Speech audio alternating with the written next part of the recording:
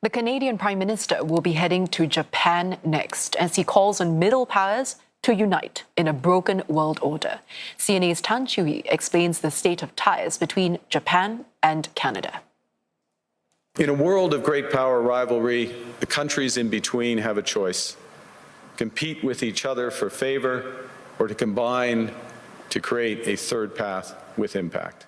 That was Canadian Prime Minister Mark Carney's headline speech at the World Economic Forum in January. And this week, he's taken that path to India, Australia, and now Japan, pushing his vision for a coalition of middle powers. Japan has their economic capabilities, have their strong kind of diplomatic presence in the Pacific, and then they share their same kind of values, liberal values such as the democracy and human rights. Japan is Canada's fourth largest foreign investor after the US, UK and China. It's also the North American country's fifth largest trade partner in terms of product volume. Japan's key exports include cars, machinery and medical equipment, while Canada sells canola, wheat, beef and pork, minerals and increasingly energy. Japan started importing liquefied natural gas from Canada last year, part of Tokyo's bid to diversify its LNG sources. Mitsubishi has a 15% stake in this LNG Canada project in British Columbia.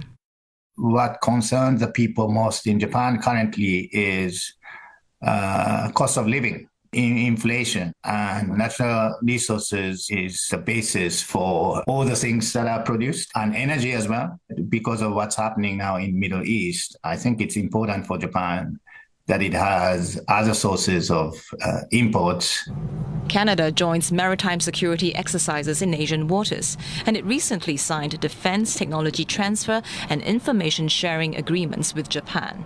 But their security cooperation has been criticized as piecemeal and ad hoc.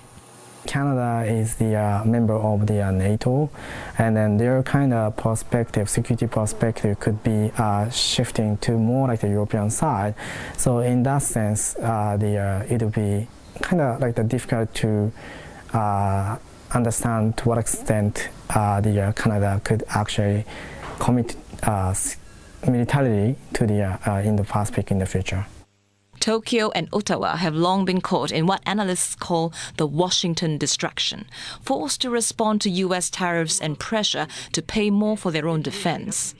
Canada has had to step up selective engagement with China to reduce its US reliance, while Japan is still dealing with a diplomatic spat with Beijing over Taiwan. The challenge for the Carney-Takaichi summit in Tokyo is whether they can deliver a middle power strategy that can stand up to the great powers. Tan Chiu-hee, CNA.